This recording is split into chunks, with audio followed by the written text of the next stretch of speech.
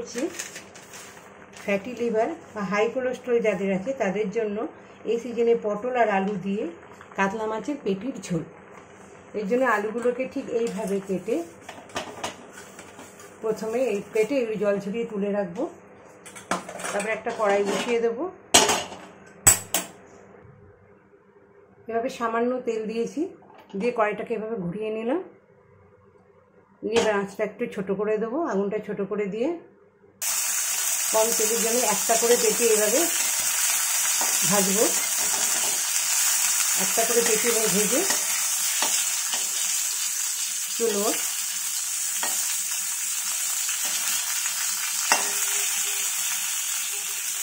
মাছটা একটু ভালো করেই ভাজতে হবে, যেটুকু তেল মাছ ভাজতে লাগে আর কি।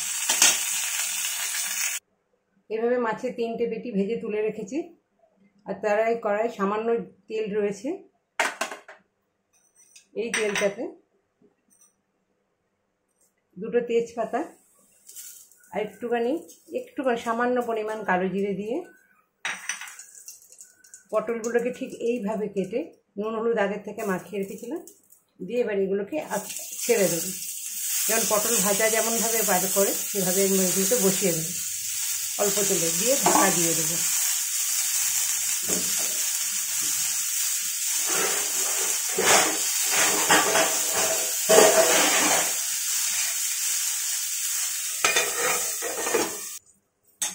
এবার ঢাকাটা তুলে পটলগুলো একটু নাড়াচাড়া দেবো, খুব বেশি ভাজার দরকার নেই। পটল এই জাস্ট হালকা করে ভেজে পটলগুলোকে তুলে নেব।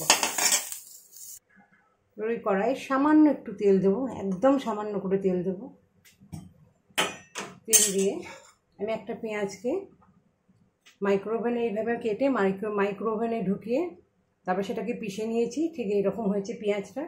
আর যাদের মাইক্রোওভেন নেই তারা খালি কড়াইয়ের মধ্যে একটু নাড়াচাড়া করে এবার পিছনে কাঁচা গন্ধ থাকবে না। এটা জিরে বাটা, এটা লঙ্কা বাটা, এটা হচ্ছে আদা বাটা। তো প্রথমে পেঁয়াজ বাটাটা দিয়ে নিলাম। আস্তে আস্তে ছোটো করে নিতে হবে। এটা তেল কম দেওয়া রয়েছে যেহেতু, একদমই তেল দেওয়া নেই। জাস্ট কোলেস্ট্রল আর ফ্যাটি লিভারের কথা ভেবে একটু একবার একটু নাড়াচাড়া করবো। কারণ এটা আমি প্রথমে মাইক্রোওভেনে একটু ঢুকিয়ে নিয়েছিলাম। আর যাদের নেই বললাম কড়াইয়ে একটুখানি এরকমভাবে কাঁচা পেঁয়াজটা একটু খালি কড়াই থাকবে নেবে। এবার জিরেটা দিলাম, জিরে বাটাটা, একটু আদা বাটা দিয়ে দিলাম, কাঁচা লঙ্কা বাটা দিয়ে দিলাম। এবার একটুখানি ওই তেলে হালকা তেলে এরভাবেই নাড়াচাড়া করবো। এর মধ্যে তেল সেভাবে নেই, জাস্ট একটু নাড়াচাড়া করবো কম আঁচ করে।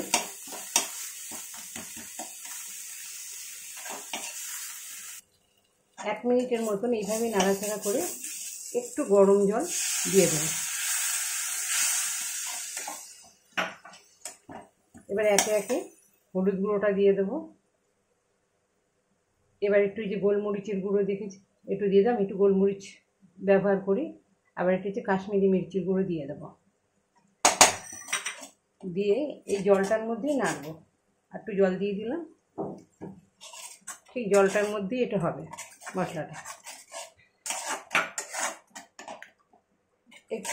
একটু প্রথমে একটু আঁচটা বাড়িয়ে ফুটিয়ে নেবো, তবে একটু আঁচ কম করে এই মশলাটাকে এইভাবে জলের মধ্যে ভাজবো।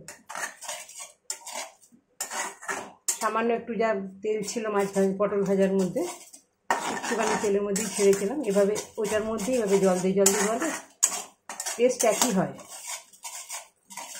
এইভাবে এটাকে জলের মধ্যে ঘুরিয়ে নেব।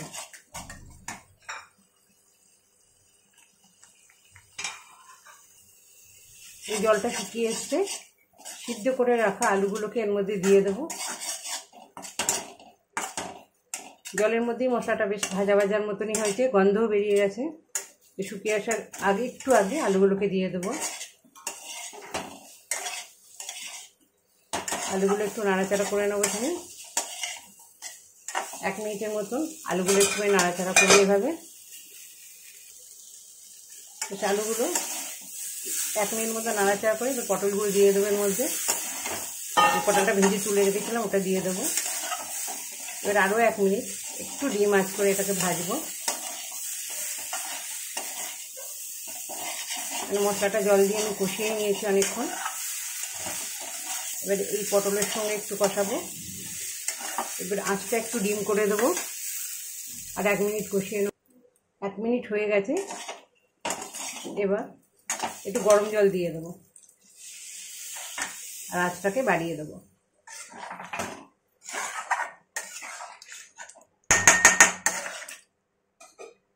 এবার একটু ঢাকা দিয়ে দেখুন কালার টালার সবই ঠিক এসছে। হয়তো তেলটা খুব করে ভেসে উঠবে না, যেহেতু তেলটা দিইনি আমি মশলা ভাজার সময়, টোটালটাই জলে ভেজেছি। এবার ঢাকা দিয়ে দেবো। ঢাকা দিয়ে 5 মিনিটের মতন এটা বয়েল হতে দেবো।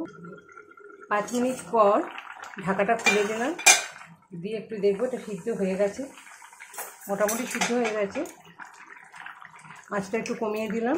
এবার আমার নিজের বানানো টমেটো পিউরি, বাতাসা আর টমেটো দিয়ে করা রয়েছে, এখানে 1 চামচ এর মধ্যে দিয়ে দেবো। এই ছোট্ট চামচের 1 চামচ এই চামচে দিয়ে দেবো। কারণ এটা আমি নিজেই বানিয়েছি, সারা বছর এটাই ইউজ করি তরকারিতে।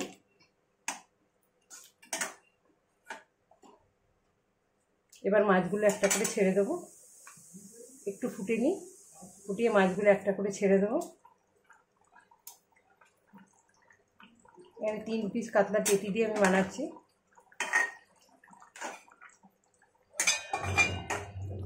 এবার আরও 2 মিনিট এটাকে কম আছে বয়েল হতে দেবো ঠিকঠাকভাবে, এটা যাতে একদম মাছ সমেত পুরো মশলা ঢুকে যায়।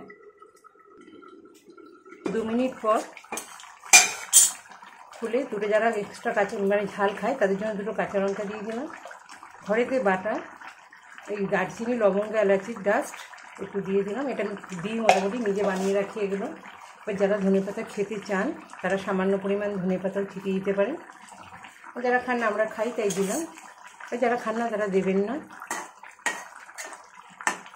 একদম পুরো ঠিকঠাকভাবে হয়ে গেছে।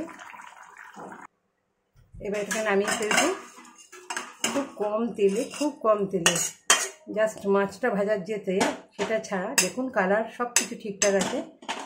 এতে কোনো রকম যারা ফ্যাটি লিভার বা যাদের কোলেস্ট্রল হাই তাদের কোনো প্রবলেম হবে না এইভাবে খেতে, রান্না করে খেলে। আর টেস্টও একদম একই রকম থাকে, কোনো রকম পরিবর্তন, কালার টেস্ট সব একই রকম থাকে। আজকের মতো এখানেই শেষ করলাম।